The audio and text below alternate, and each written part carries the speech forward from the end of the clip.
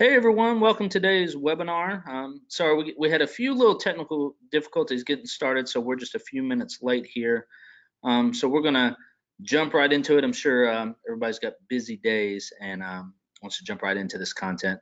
We're really excited to have Andrew Goldsworthy with us today from Rootid, and he's going to talk to us about what I think is a really interesting topic, and that's how to nurture and segment new donors on autopilot. So obviously communicating with your donors and figuring out how to segment them into really meaningful conversation is something that, and meaningful groups and segments is something that we talk about a lot here at Kindful and the value you can get out of that. And so I'm excited to see what Andrew can bring to the table around that. A couple quick housekeeping notes is that keep in mind that we do record all these webinars and we will send out the recording to everyone after the fact. So if you want to share it with anyone, we'll have that recording for you. Also, if you have questions throughout, you'll see in your GoToWebinar control panel, there's a little tab there that says questions. You can expand that and ask any question you want throughout the webinar, so you don't have to save them all to the end. And our team will be kind of reviewing those, and we'll pick a handful there at the end to make sure we ask. And so ask Andrew and get any answers we can for you guys. So we'd love for you to ask questions. We always like for it to be as interactive as possible. So without further ado, I'm going to go ahead and introduce Andrew. And Andrew, I'll just let you take it from here. Great. Thanks, Bradley. Really appreciate you guys having me on the call today. Really excited to be talking about nurturing and segmenting donors on Autopilot. And obviously, there's a lot of you guys out there that are excited about this topic too. I'm really pleased to see the turnout on the call today. As you know, as nonprofits, we're facing a lot of challenges. The two that are most consistent, I would say, that rise to the top are, increasing our revenue on a regular basis, seeing that growth, and then lack of time, staff bandwidth, and resources to help us increase that revenue. So in a lot of ways, it's kind of a vicious feedback loop, right? If your team doesn't have the time to nurture your new donors, they're not going to be able to stick around very long. They're not going to grow that connection with your organization that's really so vital to building that loyalty and building that gift-giving mentality. And if you're not retaining those donors, then you're constantly having to go out and find new ones. And again, it becomes sort of that vicious cycle. So it turns out that this is pretty common with nonprofits. In fact, we're facing what I think we could call a donor retention crisis as an industry. And according to a survey by the AFP, organizations across the US on average are only retaining about 46% of their donors, which to me is just totally nuts. Every time I read this, it makes me fall out of my chair almost. That means that if you have 100 donors at your organization on January 1st, there's only 46 donors left at the end of the year that are actually actively giving you guys gifts. I mean, again, I hope that some of you are doing better than this, but across the industry, that's what we're facing. Now, as many of you know, the cost of acquiring new donors or customers, according to research, can be astronomical. It's almost 5 to 25 times higher than just retaining your existing donors, okay? This doesn't really account for all the staff time that it takes to build these acquisition campaigns. It doesn't account for all the staff time that it takes to nurture those donors. So it feels like you're going round and round in this vicious Ferris wheel or vicious cycle, as I said before. You lose donors because you don't have the time to nurture them. You don't have the time or the money to put aside to build those relationships. And it keeps going on and on and on, all right? So what if there was a tool that basically was there to help nurture these donors, give them the love that they deserve? You build those relationships with them, they stick around longer. That's going to reduce the time that your team takes to have to nurture these people. Well, it turns out, as we said before, it's this email marketing automation. We're going to talk more about it today, how we can get it set up. I'm going to provide you a simple formula that we use a lot of times to bring people into your organization, orient them, and keep them around longer so that you don't have to constantly be going out to seek new donors. You're keeping a lot more donors around in your organization. Bradley already did a quick intro of who I am, but just a little bit more information there. My name is Andrew Goldsworthy. I'm one of the co-founders at Rootid. We're a full-service communications agency that focuses on working with nonprofits and social businesses. I've been working in nonprofits in marketing and fundraising since my mom was making me lick stamps at the age of 5 for her nonprofit organization. I've worked in a lot of nonprofit organizations, but then decided that I wanted to work with nonprofits at my agency, not necessarily inside of one. So today I really focus on marketing strategy and marketing technology with our clients. And we've helped our clients raise quite a bit of money, over $50 million, as we've worked on marketing with them. So a little bit about me, but I want to hop back into the good stuff here, start to dissect this problem that we talked about, where we have about 46% donor retention rate across the nonprofit world, which again, just boggles my mind. So when you look at the data, there's been some surveys around this by eTapestry, and what they found was that 5% of donors abandoned nonprofits because they thought the charity didn't need them. 13% said they never were thanked for a donation, which is just crazy to me. 8% no info on how the money was used. 9% said they had no memory of even making the gift, which kind of boggles my mind. And 18% generally said poor service or communication. So when you look at all of these, you can start to sort of see a trend. When you add them all up, it shows us that 53% of these individuals that abandoned their organizations or nonprofits basically did it because of poor communications, right? To me, that's just sad, because there's clearly a way that we can solve this problem. All we need to do is provide clear, timely, and topical information to these people, and we can potentially retain 53% of our donors, right? So what do we need to do to keep people around, right? You don't have to be a rocket science based on what we just looked at. People are looking for timely information about the things they're passionate about. They're looking for a personalized experience. Get rid of the dear friend, dear donor, right? We want this to be personalized. They want to be a part of a community. They want to feel like they're a part of something bigger and that they're making an impact, right? People are very busy, so how can we make them feel like they're making an impact? Now, we also know that there are some challenges for the nonprofits as well. As I said before, I used to work at a nonprofit. I've faced these challenges many times on my own. You know, obviously there's a lack of staff bandwidth. We have limited resources within which to work. And oftentimes there's some lack of technical expertise that is going to help us. So believe me, I faced these frustrations before. I know how it feels. Marketing automation, and what we're going to really dig into here, is a welcome series, has completely changed the way that we can navigate these pain points while also addressing the needs of our donors, right? So why are we even talking about it, or what does a welcome series actually do?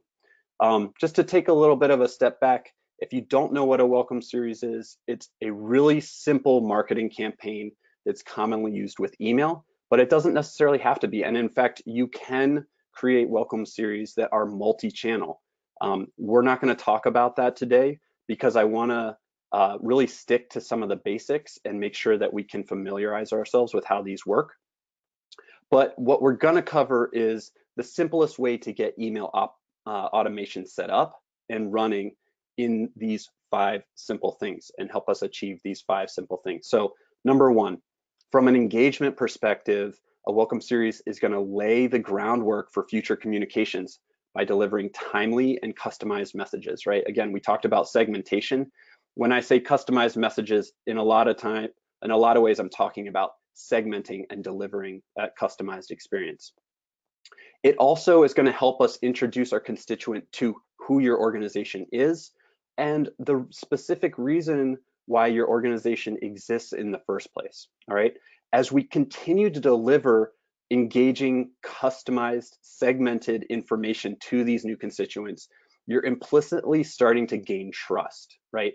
And you're implicitly starting to gain permission to continue to communicate with those people. Now, this trust is going to be really critical as you continue to move that constituent through your engagement funnel towards that stage of loyalty or retention, right? How many times have we gotten an email from somebody asking us to do something and we're not even really sure what the organization is or what they do or why they're, what the context is in terms of your relationship with them. And then finally, one of the reasons that welcome series are so common is that they're pretty simple to put into place, right? They can run year-round on autopilot, and that's going to free up your team to do a lot more one-on-one engagement, come up with bigger campaign ideas and things like that. So they're a really great tool that frees us up to do a lot of other work.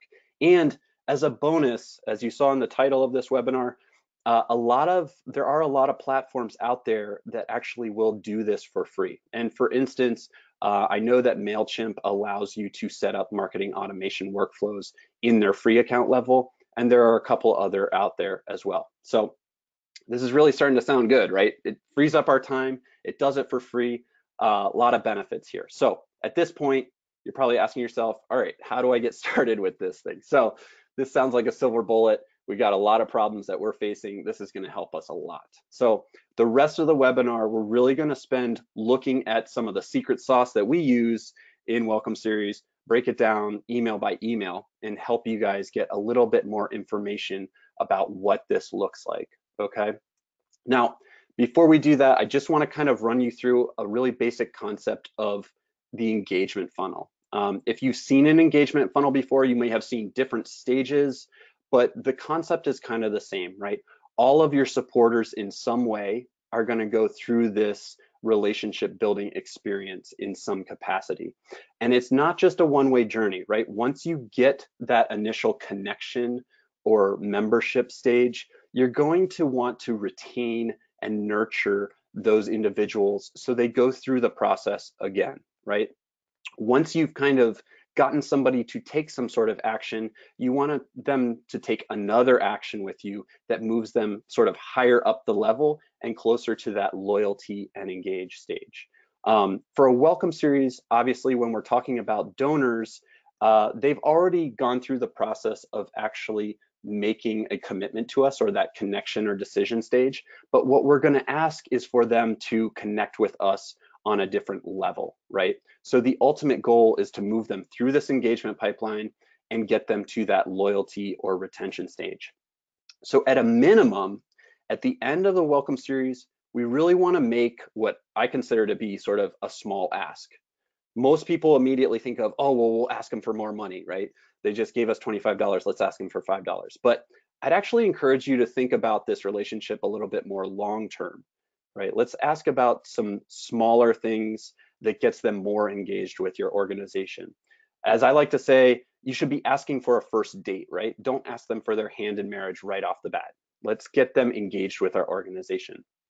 And so at the end of this, and as we go through the secret sauce here, we're going to start to talk about what are some ways that we can make that ask at the end of the welcome series a higher percentage of conversions. There are definitely ways that we can make sure that people are more likely to say yes to us and take them to that next level. And we're going to talk a little bit more about that. So let's kind of dig into our 4 goals, or the anatomy of a welcome series, right? Now that you understand that engagement funnel, let's talk about how that welcome series helps us. And we've covered a few of these points. So at the end of the day, really, we're trying to accomplish these 4 things. Number 1, right? We want to reaffirm the choice that this person has made by donating to us. We want to orient them and educate them about who you are as an organization and why they should care. Number 2, we're working to gain that trust and permission, like I talked about earlier. We want to keep those lines of communication open. We want to keep people engaged, and we want to take a little bit of time, where we're going to take a little bit of time here to talk to you about how we can encourage that process, right? Third, take the time, and this is really critical, take the time to learn about your constituent. Not only is this going to help you deliver that segmented, that customized experience that we've talked about, but it's going to deliver information to them that matters to them, right? And we'll talk about this a little bit more, but asking people their opinion is a really great engagement tactic. It shows that you care, all right? Finally, as we've been saying here, we want to move these people through that engagement pipeline and keep progressing that relationship with them by making a small ask. So we're going to actually dig into structurally, what does this look like, right? We really like to start with a 5 email series. There are certainly welcome series out there that can be 20, 40, even 60 emails long. They can be very complex, but I don't want people to get intimidated by the idea that your welcome series needs to be really complex. Keep it really simple at first. We're talking about getting started with 4 to 5 emails over sort of a 2, 3, or 4 week period. Once you have that minimum or that base in place, you can really start to tweak it. All right.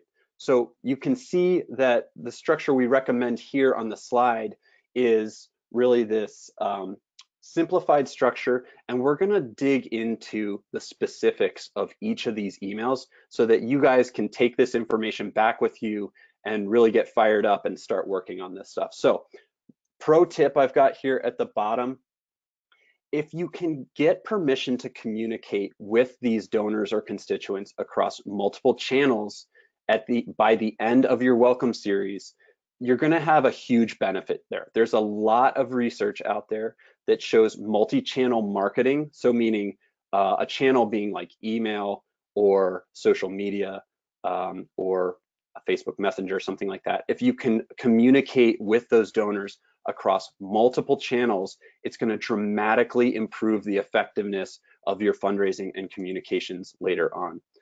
It's always a great goal to start with, and the examples that I built into this webinar is going to show you how to get there. Okay, so let's dig into the first email. All right, number 1, say thank you. I cannot stress this enough. Remember at the beginning when we broke down why people leave organizations, 13% of individuals said they never received a thank you for their donation. Quite frankly, even if you're not receiving a donation from somebody, you're just receiving their email address or something like that, it's absolutely critical to say thank you right away. This email should be sent immediately after you get a donation or a sign up or whatever it is. People want to know that their time, interest matters to you as an organization, right? I mean, how many times did your mom ask you to write a thank you note when you received a gift from somebody? It's absolutely critical in this day and age to do that. It always will be. So I encourage you to do this. It's a really easy win. Second part of this email should be set expectations. All right. Tell them how often they should expect to hear from you. Let them know, if they want to, how to get in touch with a real human, or if they want to change the way that they hear from you, the frequency that they hear from you. This is a great time to say, set expectations so that they know what's coming. It shows them some respect, okay? Lastly, make the message from an organizational leader. The impact is going to be so much greater when the voice is from a leader. If you can make something like a simple video of your organizational leader saying thank you and kind of laying out that vision for the organization, that's really going to connect with people. So email number 1 is pretty simple. Keep it very simple, but make sure that it's immediate and make sure that you say thank you. Number 2, right, so let's talk about impact, all right? The goal of this email, and I would send it pretty soon after your first thank you email, maybe a day or 2 later. The goal is to reinforce the decision that that constituent or donor made to engage with you. You want to harness that individual's motivation early, okay? Remind them why they connected to you in the first place, and you really want to capture that motivation or capture that why moment, right? If you've ever heard of Simon Sinek's TED Talk about the power of why, then you know that humans are biologically wired to connect to things based on the why first, and you can address the how later. So if you haven't heard of this, Google Simon Sinek's golden circle. Here's what it looks like up on the screen. You can see how it works, but you can see that that why is at the center, right? And if you can connect to people on that why basis, it really doesn't matter quite as much on how the how or the what works, right? So we want to get in there early and talk about the why, and it's a really powerful concept, and that's why we use it in what we call our problem and solution statements. So we're thinking about this kind of like an elevator pitch, right? The problem statement harnesses the why. We talk about why the problem exists, why people should care.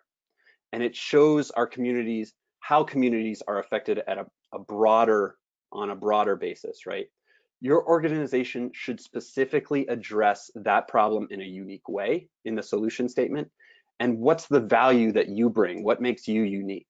So as usual, it's even better if you can deliver this message in sort of rich video content, and it's going to get people a lot more engaged. So when we talk about problem and solution statement, I just kind of wanted to give you guys an example of this based on a client of ours. So when you look at the problem here, we've got nutrition is a generational health crisis. In our community, 40% of children are obese and live more than 4 miles from a grocery store, right? So that's the problem statement. It's starting to get people that are concerned about health. This is going to capture their attention. And sometimes, justice as well. Economic justice would be a big group here. So solution statement. We distribute more than 300 tons of organic produce per year to local families through pop-up grocery stands and provide nutrition education at more than 50 schools. We're creating a generation of educated consumers that will become healthier community members. So you can see how this problem statement and solution statement kind of work off of each other, right? We talk about generational health crisis. That's a big problem, but it's also affecting us at a community level. It's a big issue. And then we talk about how this organization has a unique approach to solve the problem today, but also big ideas for the future. So if you haven't gone through this exercise, I'd highly recommend it. It's a really great way to formulate your elevator pitch. If you want more details, feel free to reach out to me, or if you have questions about it, feel free to submit questions and we can talk about it at the end of the webinar. So back to the email series, right? We've talked about number 1 is thank you. Number 2, we talk about our elevator pitch, get in touch with that why. Number 3 is where it starts to get fun, all right? So many organizations underestimate the power of asking constituents what they care about. All right, it's a really powerful engagement tactic. If you're not using surveys or stakeholder interviews currently at your organization, I highly, highly, highly recommend it.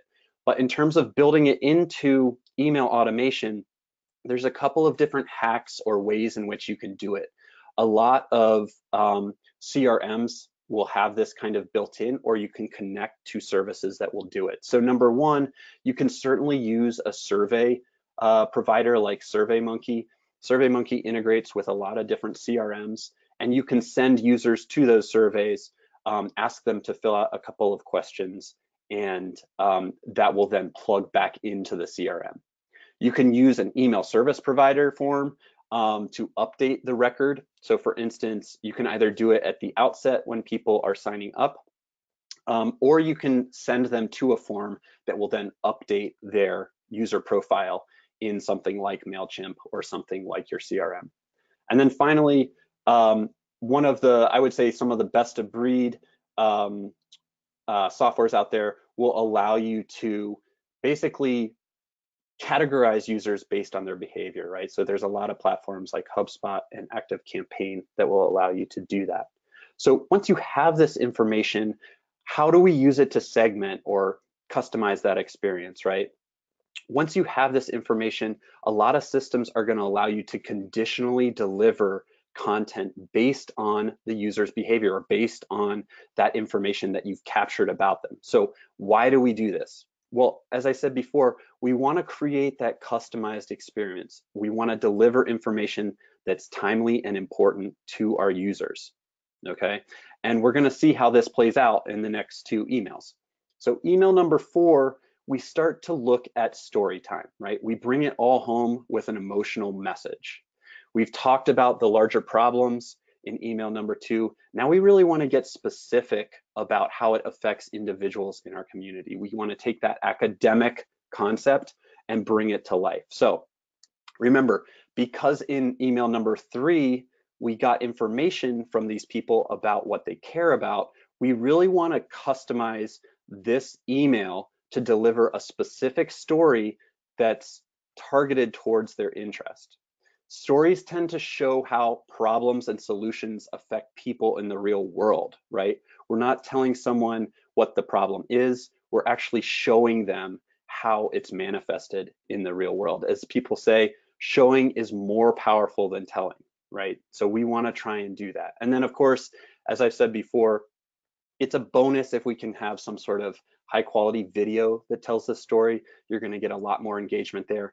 And even on top of that, if you wanted to link somebody to a video that was on your Facebook page, that's even a bigger bonus because you're going to start to warm them up to the fact that you have really great content on a different channel. So again, we're starting to kind of warm up that concept of multi-channel messaging or multi-channel marketing. Okay, so email number 4, we call it story time, and we really want to make sure if we can, we deliver it in context of that individual's interests. So bringing it all home on email number 5, we try and make the ask, right? And we talked about before, how do we deliver value, or how do we increase the opportunity for people to accept that ask or take action based on that ask, right? We've led the individual down this road to loving us. Now it's time to ask for that date. All right, so here are a couple of examples of things that you can do to get the ask or to get that person to take another engagement with you. Remember though, we really want to key in on value. Too often we ask donors to do something and we're not doing it within the context of why. What's in it for them? How many times have you seen something like this? Follow us on Facebook. Why? Why should they follow you, right? People don't wake up in the morning thinking, geez, you know, I really should be following organization A on Facebook. What we need to do is give them a reason. We need to give them value there. So how about thinking about an ask more along the lines of this? Here's a great interview that our executive director did with an industry leader on Facebook.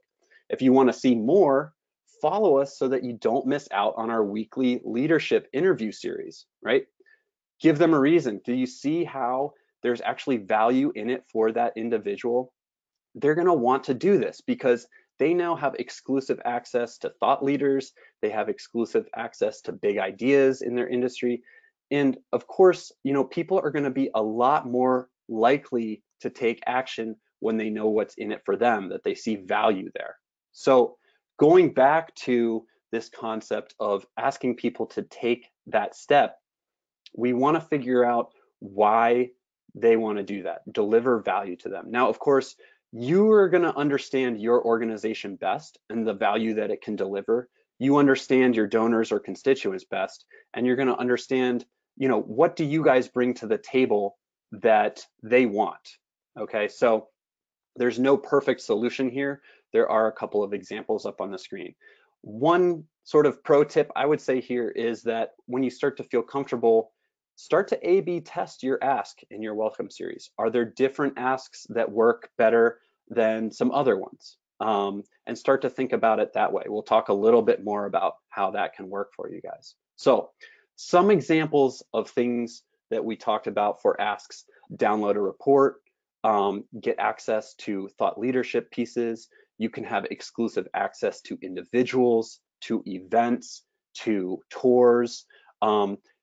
Other things are like emotional value, right? So think about how can they get involved with joining your community? How can they be a bigger part of making the impact? It doesn't always have to be monetary value. And as always, you need to make the ask in context of what you've learned about this person in email number 3. If you know that the donor cares about your program that saves polar bears, right? Don't ask them for to donate time or money for your program that's about restoring marshlands. It doesn't make sense. So what we want to make sure that we're doing, again, is delivering timely and segmented or customized experiences. Make that ask in context of what you know they care about.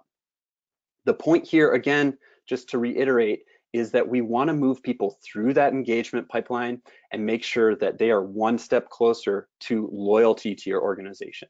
All right. So that was email 1 through 5. the question that you start to ask yourself is, great, I have this automation set up. How do I know if it's actually even working, right? What do I need to know in order to feel successful? So you need to be aware that this process is going to be refined over time, okay? It's a work in progress. And the way that you refine your work is by tracking success. We need to, at the outset, define a couple of key performance indicators, or commonly referred to as KPIs, so that we know whether or not this welcome series is working. So number one, start by taking a look at the welcome series itself. Are there emails that are performing better than others in terms of open rate, in terms of click-through rate, right? If you find a couple that are not opening, or that don't have a very good open rate and don't have a very good click-through rate, it's time to sort of take a look at those and start refining. Secondly, is your series getting people to take that next engagement step, right? We just talked about that. Do you need to think about a different way to ask, or think about a completely different ask altogether? Maybe you're not supplying enough value in that particular ask, and so people aren't, quote unquote, converting, right? They're not getting closer to that loyalty stage. And then lastly, as we mentioned at the outset, one of the biggest goals here is to build a relationship with these donors so that we can retain them, so that we don't have to constantly be going out and searching for more people to replace that 54% that have left us, right? So oftentimes we want to track donors as what we call a cohort, so a group of donors that basically have come to us at around the same time. And what we want to do is, in our CRM, like Kindful, we can mark them as having come to us through a particular campaign. And then we want to track those groups over time to make sure that they are staying with us. And we can start to compare cohorts in that regard, right? And see which welcome series is performing best, so on and so forth.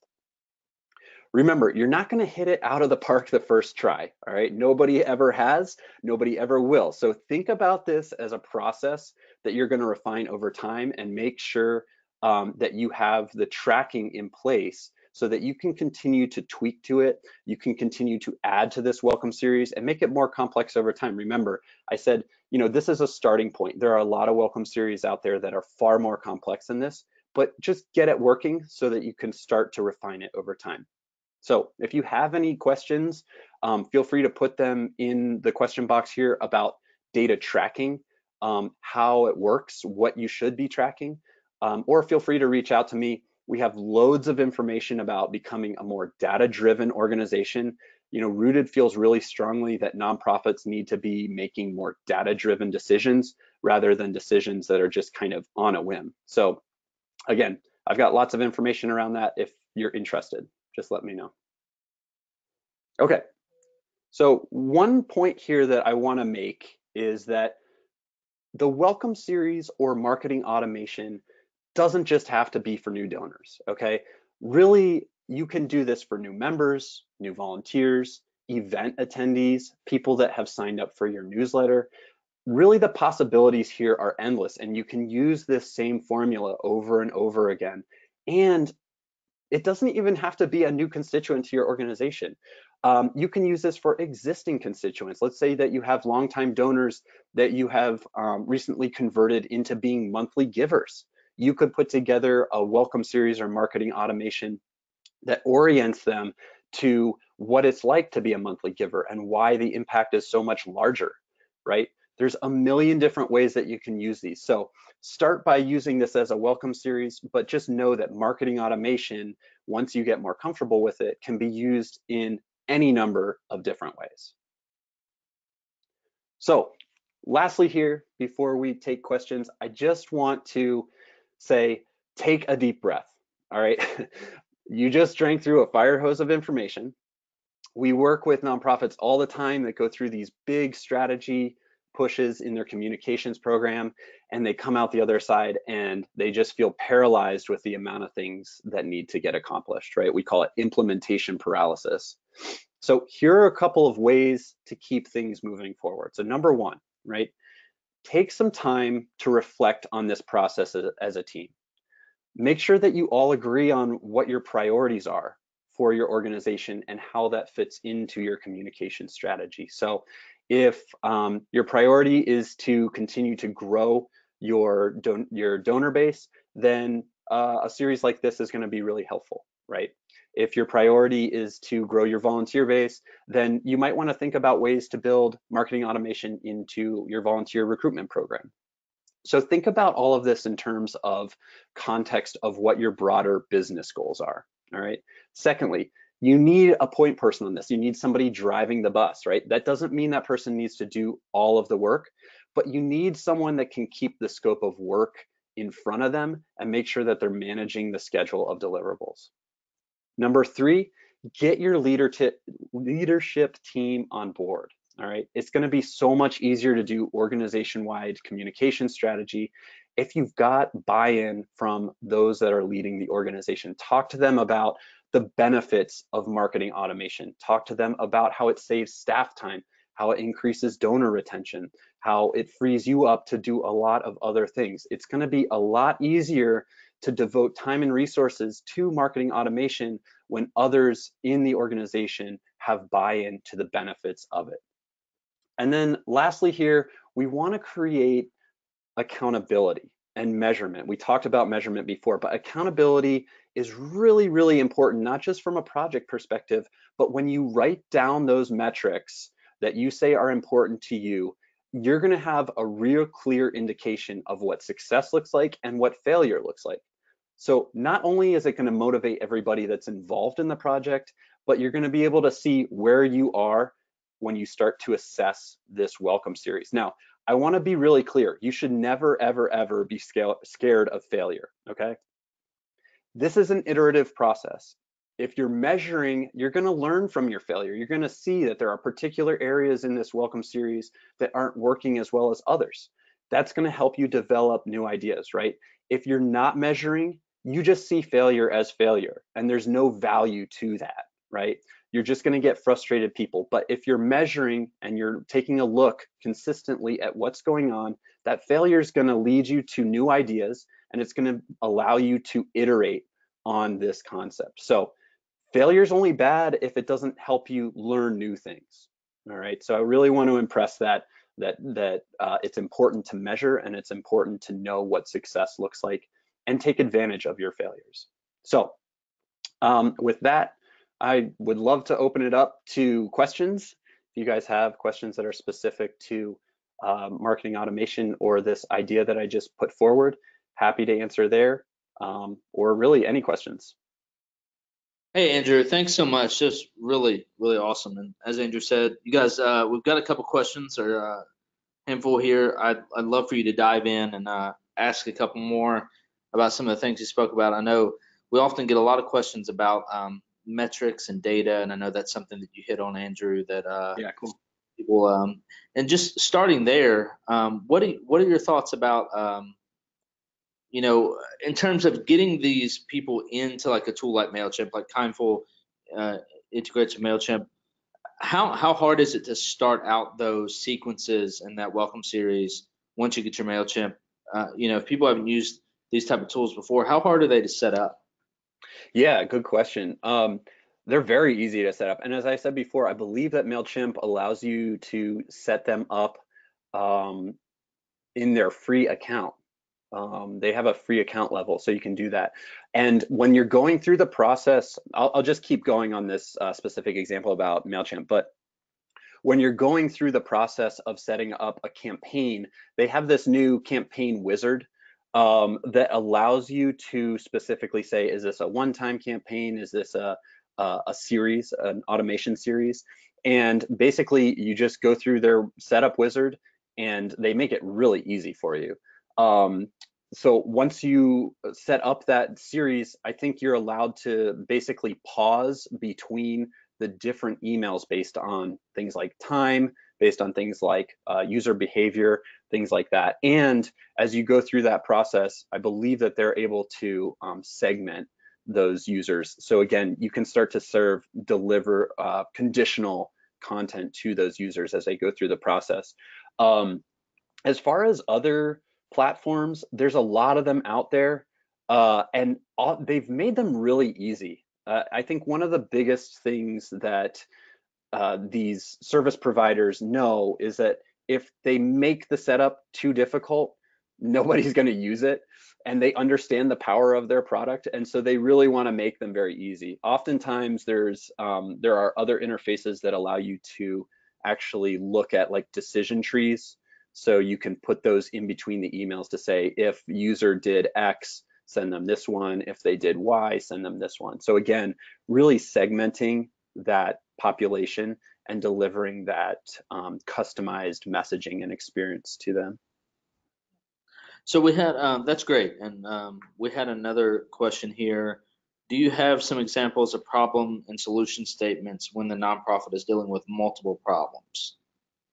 Yeah, that's a good question. I would say that one of the things, there's a lot of organizations out there probably dealing with multiple problems, right? My guess is that there is some overarching problem there that you're addressing. So whether it's economic justice, health, things like that, that there should be some sort of overarching blue sky, we like to call it, idea that you might be addressing. And so I think going through that exercise, we call it the nonprofit logic model, and it gives you a really good understanding of not only how your company functions, but what is the sort of overarching blue sky idea or outcome. Like, I want a happier planet, or I want a better environment, right? So clearly those aren't the types of things that can be measured specifically, but oftentimes there are outcomes that can be measured, and they lead to that blue sky outcome. So in the example that we had with our client here, they were addressing two things, right? Their outcomes were more educated consumers and generational change, essentially, in terms of health. But the blue sky idea probably would be something around the idea of like economic justice, or some sort of health outcome, a healthier community, which is fairly vague, but it is a powerful idea. So I would say that for somebody that thinks they're dealing with multiple problems, they probably are, but I would assume that there is some overarching bigger concept that they're trying to reach for, and I think that should be expressed in the problem statement. Great. Okay. And then we had another person ask if you have a sign up form for a newsletter on your website, how Mhm. much information would you ask of people? Just email, name, anything else? How do you So email sign up? yeah, this is a great thing to test, and people do it all the time, especially in the for-profit world. What I would say is, at a minimum, you obviously want email. I would go ahead and say it would be worth capturing first name, because then you can give people sort of that customized feel. You can say, "Dear Andrew," right, versus "Dear donor, dear friend." Um, Research really does show that, the fewer things you ask of people, the more likely they are to sign up. So you kind of have to weigh that balance. And I might even recommend, like I said, it's something that's worth testing. But for what we talked about today, I might ask for at least email and first name. In this particular example where we were talking about donors, obviously you have to collect a lot more information just for tax purposes. So that gives you a little bit of a benefit there. For newsletter, one of the ways that you could get around just asking for email address is, let's say, for instance, your first two emails, right, where we have the thank you and we have our impact statement, you can make them a little bit more generic. Maybe it's not a Dear Andrew thing. It's just a message that you don't have a salutation in, or something like that. And then in email number 3, when you're asking what they care about, you can then have like that progressive data ask, where you say, "Hey, we have your email address. We want you to fill out this information in our survey. Please give us at least your first name." right? So that's a way that you can get around it. And then in email 4 and 5, you can customize that experience a little bit more to say, dear Andrew, you know, here's a great story about how our work has impacted a community. So you can do it in more of a progressive fashion like that if you really want that initial sign up to only be email address. Okay, great. And Jessica Taylor, I see your question about specifically about the Kindful and MailChimp implementation and some of the things you're running into there. I would encourage you to reach out to our support team. We have over 600 customers using that integration. So we've answered a lot of questions about that, and they may be able to advise you on some ways to get get all the information you're wanting to get over and things like that. So just want to give you that. And then last one we'll hit on today, Andrew, is the question of when is too much communication too much? Right. That asked, is it once a week, per month, once every 2 weeks? What is the best time frame for these various connections? Yeah, so you're not gonna like my answer because I would say you should test it. I think that this, as I said in this presentation, 2-3 weeks, maybe 4 weeks maximum for this five email series. I would say at the outset it's okay to communicate more frequently, right? So as I said, email number 1, I would absolutely, the faster you can get it to them, the better, right? You want to say thank you right away. I would say email number 2 would be great to follow up in the next 48, 72 hours, something like that. Number 3, I might give it a couple days, 4 or 5 days, something like that. And then number 4 and 5, you might want to spread that out over a week in between each of those, something like that. But I'd really encourage you to take this from sort of a testing mentality and start to mess around with it a little bit. As I mentioned in the presentation, we have seen some clients that have kind of changed the order of this welcome series, and it's worked better for them. So it really it's based around who your audience is and the context, right? So for instance, demographics would have a really big implication in terms of that question. So you might expect that a younger crowd would be more used to receiving emails more frequently versus an older crowd. You might consider demographics as being a big part of it. But I think just to kind of wrap up this thought, I would definitely recommend starting to test it. I would start with